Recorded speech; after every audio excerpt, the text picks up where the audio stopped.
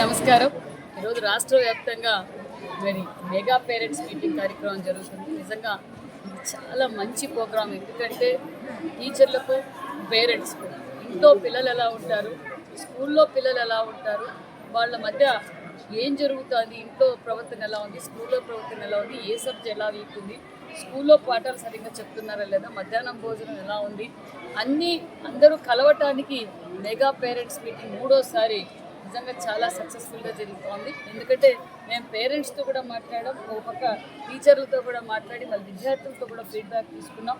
ఈ ప్రోగ్రాం చేయటం వల్ల నిజంగా భావితరాలకి ఒక పునాది అనే విషయం కూడా తెలియజేస్తున్నాం. మామూలుగా అయితే కార్పొరేట్ స్కూల్స్లోనే మెగా పేరెంట్స్ మీటింగ్ అని ఇలా పిల్లలకి టీచర్లకి విద్యార్థుల ఇంటరాక్షన్ ఉండేది. ఇప్పుడు లోకేష్ బాబు గారు తీసుకున్న నిర్ణయం చాలా మంచి నిర్ణయం. విద్యా వ్యవస్థలో పెను మార్పులు తీసుకొచ్చారు. నాణ్యతమైన విద్య ఈరోజు అందజేస్తున్నాం. ఒక పక్క మెగా డిఎస్సి ఇచ్చాం. దానితో పాటు మరి ఈరోజు స్కూల్ పిల్లలకి నాణ్యతమైన ఒక కిట్టు, మాకు ఫోటోలు పిచ్చి అయితే లేదు, గతంలో ఫోటోలు పిచ్చిన వాళ్ళం నాకు తెలుసు. మరి ఒక నాణ్యతమైన కిట్టు అలా ఒక బ్యాగ్ ఇచ్చి, ఆ బ్యాగ్ మీద సర్వేపల్లి రాధాకృష్ణ గారి పేరు మీద మరి వాళ్ళకి 9 ఐటమ్స్ ఇచ్చి యూనిఫామ్, షూ, మరి అదేవిధంగా అన్ని విధాలుగా ఈరోజు నాణ్యతమైన విద్య అందజేయాలని నారా లోకేష్ బాబు గారు ప్రత్యేకతమైన దృష్టి పెట్టారు.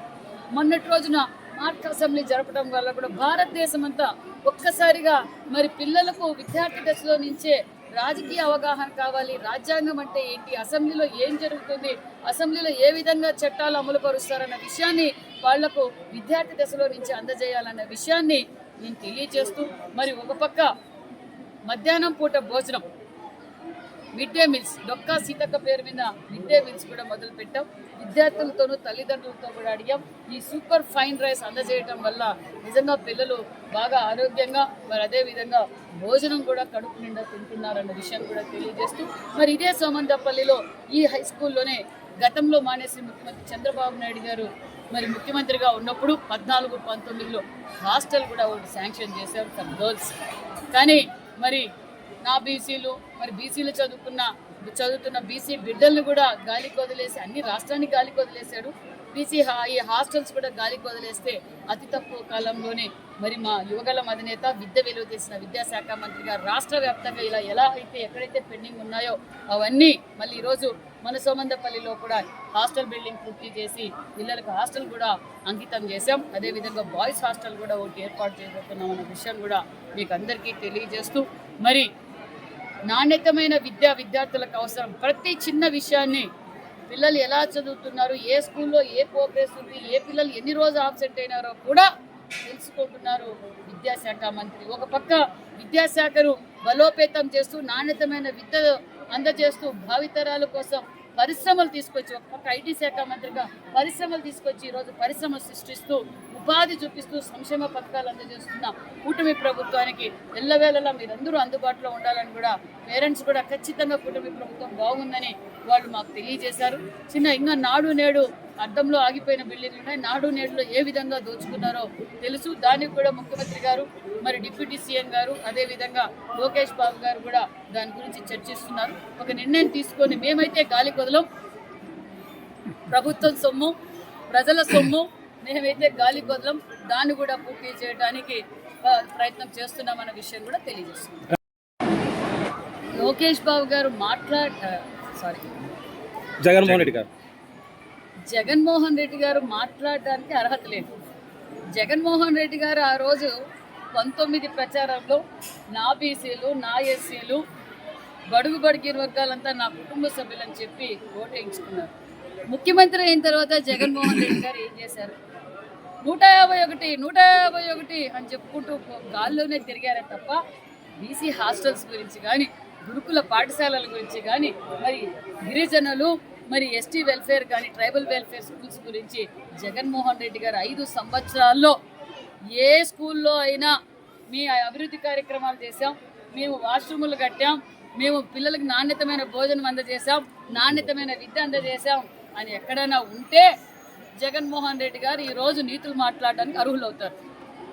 ఇదే జగన్మోహన్ రెడ్డి గారు గురుకుల పాఠశాలలు 14-19లో మీరు మన దగ్గర ఉండే రొద్దం చూడండి, మన దగ్గర ఉండే మడకసిర చూడండి, రాయదుర్గంలో 70-80% గురుకుల పాఠశాలలు పూర్తి అయినాయి.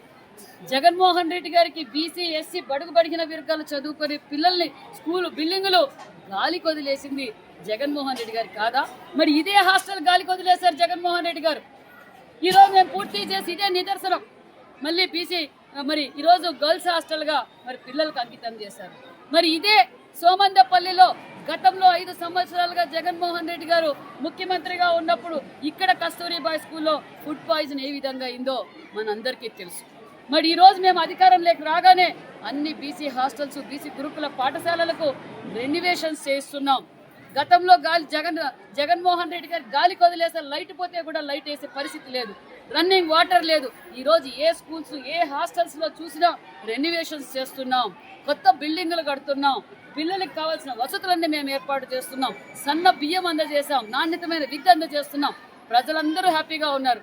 జగన్మోహన్ రెడ్డి గారికి మాత్రమే ఈరోజు బాధ్యత గుర్తొచ్చింది. తల్లికి వందనం అందరికీ అందజేశాం. ఇంట్లో ఎంతమంది బిడ్డలు ఉంటే అంతమందికి తల్లికి వందనం అందజేశాం. నిన్న జగన్మోహన్ రెడ్డి గారు చెప్పారు అందరూ బాక్సులు పట్టుకుపోతున్నారు అన్నారు. రండి, జగన్మోహన్ రెడ్డి గారు ఏ స్కూల్లో ఏ విద్యార్థులు బాక్స్ పట్టుకుపోతున్నారో మీకు బాక్స్ పట్టుకుపోయే పరిస్థితి వచ్చింది. దగ్గరలో గతంలో మీరు చేసిన దోపిడీ వ్యవహారాలన్నీ ఒక్కొక్కటి బయటికి పడి మీరు ఎక్కడ భోంచేయాల్సి వస్తుందో గుర్తు తెచ్చుకోండి. కలియుగ దైవం వెంకటేశ్వర స్వామి భక్తులు ఎంతో భక్తితో వాళ్ళు ముడుపులు చెల్లించుకున్న డబ్బులు కూడా సాల్కొచ్చినాయి. మరి తప్పు చేసిన వాళ్ళని శిక్షించడం తప్ప దానికి చిన్న తప్పు పెద్ద తప్పు ఉంటుందా? వెంకటేశ్వర స్వామి దగ్గరికి పోయి దోచుకోవడమే తప్పు. మరి దాంట్లో చిన్న తప్పు పెద్ద తప్పు మాకైతే తెలియదు. చట్టానికైతే చిన్న తప్పు పెద్ద తప్పు తెలియదు. చట్టం తన పని తాను చేసుకుపోతుంది. రైతన్నులు పడుతున్న కష్టాల గురించి జగన్మోహన్ రెడ్డి గారు ఈరోజు మాట్లాడుతున్నారు. గాల్లో తిరిగే జగన్మోహన్ రెడ్డి గారికి రైతన్నుల గురించి ఏం తెలిసింది? గత 5 సంవత్సరాలుగా ఎన్ని హెక్టార్లకు డ్రిప్ ఇచ్చారు, ఎన్ని హెక్టార్లకు స్ప్రింక్లర్లు ఇచ్చారు, ఎన్ని హెక్టార్లకు మరి అంతేకాకుండా నాణ్యతమైన కరెంట్ ఇచ్చారా జగన్మోహన్ రెడ్డి గారు? ఈరోజు స్ప్రింక్లర్లు ఇస్తున్నాం, డ్రిప్పులు ఇస్తున్నాం, నాణ్యతమైన విద్యుత్ అందజేస్తున్నాం, దానితో పాటు సోలార్ ఇస్తున్నాం. మరి ఈరోజు నాణ్యతమైన విత్తనాలు ఇస్తున్నాం, ప్రొక్యూర్మెంట్ చేస్తున్నాం. అంతేకాకుండా మరి ఈరోజు డ్రోన్ల ద్వారా పనిముట్లు కూడా ఆధునిక పనిముట్లు ఇస్తున్నాం. అధికారులని అగ్రికల్చర్ డిపార్ట్మెంట్ హార్టికల్చర్ డిపార్ట్మెంట్ అధికారుల్ని రైతన్నల దగ్గర తెలిసి పొలం పిలిచింది. ఒక పక్క మొన్నటి రోజు కూడా మరి ఏ విధంగా అవగాహన కల్పిస్తున్నామో మరి మేము అందరం చూసాం. జగన్మోహన్ రెడ్డి గారికి ఇప్పుడు ఎక్కడ లేని బాధ్యత వచ్చేసింది. ఈ బాధ్యత 5 సంవత్సరాల్లో జగన్మోహన్ రెడ్డి గారు ఏ డిపార్ట్మెంట్ మీద అయినా చర్చించడానికి సిద్ధమైతే మేము కూడా ఆ డిపార్ట్మెంట్ చర్చించడానికి సిద్ధమైనాం. ఒక పక్క సూపర్ 6 పథకాలు అమలు పరుస్తూ జగన్మోహన్ రెడ్డి గారికి తెలియదా తల్లికి వందనం ఇచ్చింది? ఇంట్లో ఎంతమంది బిడ్డలు ఉంటే అంతమందికి తల్లికి వందనం ఇచ్చాం. పెన్షన్ 4000 పెన్షన్ ఇవ్వలేదా? దీపం 2 ఇవ్వలేదా? అన్నదాత సుఖీభావ అందజేయలేదా?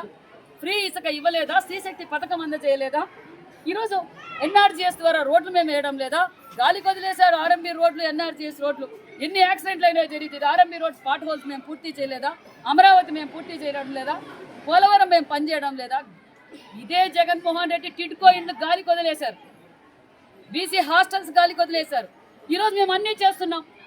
జగన్మోహన్ రెడ్డి భూమి పూజలు చేసి జగన్మోహన్ రెడ్డి గారు నామకావాస్త టెంకాయలు కొట్టుకుపోయిన పనులు కూడా ప్రజలు ఇబ్బంది పడకూడదు అనే ఉద్దేశంతో మేము అన్ని కార్యక్రమాలు చేస్తున్నాం. హౌసింగ్ ఇస్తున్నాం. మరి జగన్మోహన్ రెడ్డి గారికి కనిపించిన అతి తక్కువ కాలంలోనే కూటమి ప్రభుత్వం విజనరీ లీడర్ అనుభవమైన ముఖ్యమంత్రి గారు ఇలా అభివృద్ధి కార్యక్రమాలు ఏ విధంగా చేస్తున్నారో ఆయనకు అర్థం కాక ప్రజలు లేకపోయినప్పుడు రపరప అంటారు, కోర్టుకు పోతే రెపరప అంటారు, గుడికి పోతే రెపరప అంటాడు, మరి పరామర్శించడానికి పోయినా రపరప అంటారు. ప్రజలు రెచ్చగొట్టాలని చూస్తున్నారు. ప్రజలకు అర్థమైపోయింది జగన్మోహన్ రెడ్డి గారికి ఈసారి 11 సీట్లు వచ్చాయి. ఈసారి జగన్మోహన్ రెడ్డి గారికి 0 సీట్లు ఇస్తున్నారు అనే విషయం జగన్మోహన్ రెడ్డి గారికి అర్థమయ్యి ప్రజలు రెచ్చగొట్టాలనుకున్నారు. ప్రజలు హ్యాపీగా ఉన్నారు. సంపూర్ణమైన నమ్మకం, ఎందుకంటే మాకు సంపూర్ణమైన మెజార్టీ ఇచ్చారు, సంపూర్ణమైన నమ్మకంతో ప్రజలు ఉన్నారన్న విషయం కూడా తెలియజేస్తారు. జగన్మోహన్ రెడ్డి గారు 14-19లో ప్రతిపక్షాల్లో ఉన్నప్పుడు జగన్మోహన్ రెడ్డి గారి వీడియో ఒకసారి చూడమనండి. మరి అమరావతికి 33,000 ఎకరాలు అన్నప్పుడు అమరావతి రాజధాని అన్నాడు. మరి ఆయన ముఖ్యమంత్రి అయినాక అదే ఎమ్మెల్యేలుగా పోటీ చేసిన వాళ్ళు అమరావతి రాజధాని అన్నారు. ముఖ్యమంత్రి అయిన తర్వాత జగన్మోహన్ రెడ్డి గారు ఏం చేశారు? 3 ముక్కలాటాడు. అమరావతి గురించి మాట్లాడే అర్హత జగన్మోహన్ రెడ్డి గారికి లేదు. క్లారిటీగా ఈ భారతదేశంలో ఏ రాజధాని లేని విధంగా మన ఆంధ్రప్రదేశ్ రాజధాని అమరావతి ఉండబోతుందన్న విషయం ప్రజలందరూ, ఎడ్యుకేటెడ్స్, మీడియా సోదరులు, రైతన్నులు అందరూ క్లారిటీగా ఉన్నారు. భావితరాల భవిష్యత్ కోసం ఒక మంచి రాజధాని కడుతున్నాం, దానికి స్వాగతించండి. మీ విషం కాకటం, మీ రెచ్చగొట్టడం వల్ల ప్రజలు క్లారిటీగా ఉన్నారన్న విషయం కూడా తెలియజేస్తుంది.